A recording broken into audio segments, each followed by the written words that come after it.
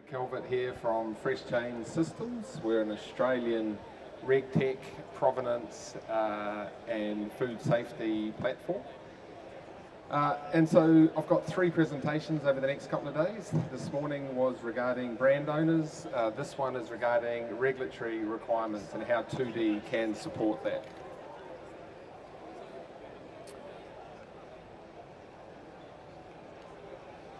So one of the things I wanted to talk about, and I start this with every session, is it is a journey to extract the full benefits of 2D barcodes for engagement in your supply chain activities. Think about the 2D journey as you might think about the journey to gain the benefits of weight loss. What do I mean by that? And one of the things I want to explain is that I think as an industry we haven't messaged well enough the interim benefits of the deployment of 2D barcodes, of digitising data exchange. And I think as a result of that, it has slowed up some of that adoption. So when you think about it, the benefits of losing weight is not actually weight loss in itself, but what happens during and after you have started that journey. So that was me 2 years ago. That's me today. No, that's not quite right. But along the way, you kind of think to yourself, well, okay, it's not going to happen overnight. What happens in the meantime that we undertake any journey? And you've got to start something. So you think, well, maybe I'll start to eat a bit less. Maybe I'll adjust my diet a bit. Maybe I'll start exercising a little. Now that doesn't lead to that, but what that does lead to in the interim is maybe better sleep. Maybe it leads to more energy. Maybe it leads to being in a better mood. Maybe it leads to more creativity, and you never know, maybe it leads to more romance. So what are some of the lessons of extracting 2D benefits? Because 2D is not a new concept, it has been around a long time. Our understanding of it is maybe a little bit newer, and how it's deployed and used might be a bit different. You may not see all the benefits immediately, it could take some time.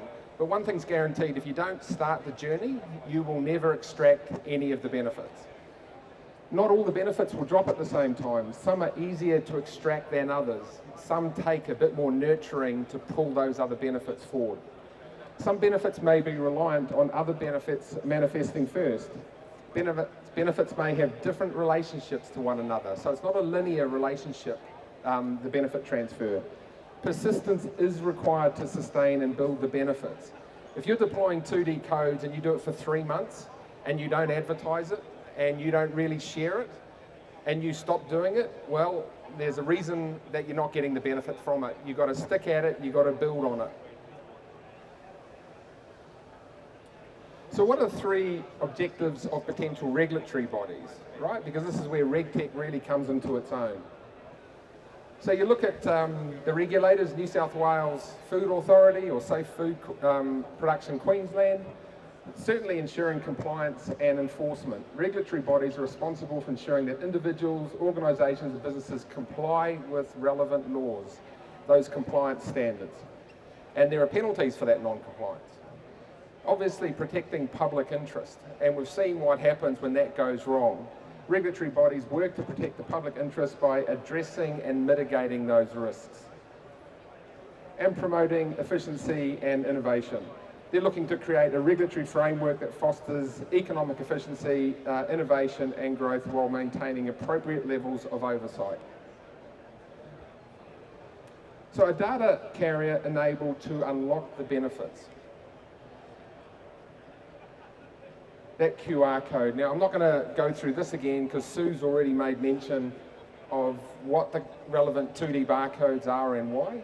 And again, where the future is heading in this thing is a QR code with a GS1 Digital Link URI or GS1 powered QR code. It's a mouthful, but there's a lot of reasons why it's valuable in terms of digitizing data exchange, entering the data once, but sharing it hundreds of times, verified, validated, authenticated. So I just want to look at a couple of examples in the regulatory framework for people to understand how does that actually support in some of that space. So the first one is the new EU wine labelling regulation and what they have allowed to be used in a 2D barcode.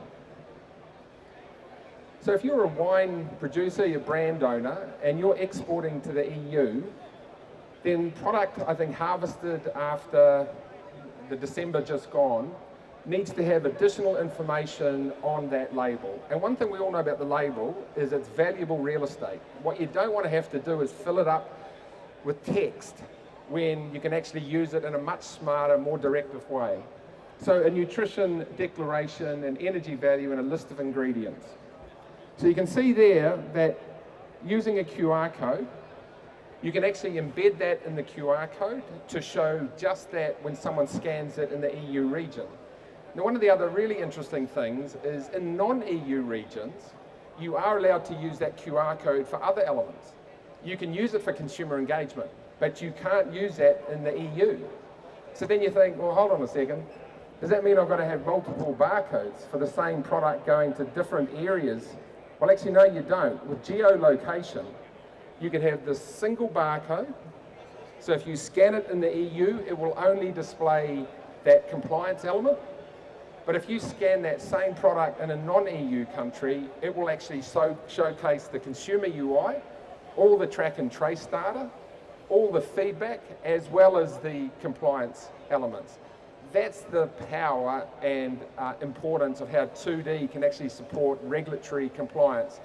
Reduce the number of labels you have to have. You can update those codes in real time. So if something changes and you've still got those codes in market, you could actually go into your platform, the software, and you can actually update it in real time. You don't have to wait till that label runs through. So some amazing kind of opportunities in that space. The second example that we're involved in with FreshChain is digitising mandatory reporting and traceability for beekeepers using 2D barcodes. Now, everyone knows what's happened with Varroa mite, and one of the challenges for the bee industry is around mandatory reporting and then how quickly they can get that information back to the agencies to deploy resources and also know where those hives are located. And in beekeeping, it's like one of the last old world industries, but there's significant compliance requirements to protect that industry. So there you go, there's a bee. He's happy at home, and then I'll know my home has been invaded and I need to let my neighbours know quickly, and what can I do? Digitise to share swiftly and accurately. Link hives to loads using 2D codes. And then link those hives to a load sign, right, in a particular area that someone's doing the work on. And it might be as simple then as a beekeeper scans a code, completes the task, captures a location, sells a hive or destroys a hive, which leads to receiving alerts on pests from Biosecurity New South Wales, for instance, updating the agencies in real time so they can send it out to any beekeeper who has hives in that region that says you have 24 hours to move your hives or they're going to be destroyed. Right now, that is not possible. Alert rural police if there's hive theft. You kind of think, do people really steal beehives? They do, because they're worth a lot of money. Using this kind of technology, you'd be able to use real-time alerts to alert the rural police that a hive is on the move. Access data anywhere, anytime. A beekeeper must go on holiday. So if he wants to know what his hives are up to, where they're being moved, how they're being used, this is the way to do it. So using something like this, it creates a unique license plate. These are serialized and unique codes. And keep in mind, for track and trace, they have to be. If they're a static code, they are no use for track and trace. And they certainly are much less use in terms of marketing purposes. You scan that code and you start an activity. And you might be placing a hive, making an observation, disposing of a hive, or inspecting a hive. All that data is captured in the cloud. And if required, if suddenly, and I don't know if anyone's been watching the news or reading the papers, but in the last 3 weeks, there have been 4 instances of more activity around pest management. Something found out at Newcastle, something found somewhere else, all in relation to the bee industry. So it's not like those threats are leaving us. Those threats are real, they are emerging, and digital transformation using 2D codes, something like this, can really protect the industry going forward. All permission-based views. And you kind of have a look at that. Most beekeepers move their hives using a load sign. So one load sign accounts for maybe 150 hives. So every hive is linked to that load sign. 150 of them. All that input goes into an investigation report if given permission by the beekeeper to support the agencies to say, we have an issue here, we need to act. Instant two-way exchange of realtor. So those are just a couple of examples in terms of a regulatory framework of how 2D codes can really enhance and protect our industries. And if you think about beekeepers and hives, forget about honey. I don't mean forget about honey, I love honey. But the bigger issue is around pollination. Think of the pollination services at stake if we had an issue with the bee industry. I just want to finish off, if I'm not past time. 1 minute.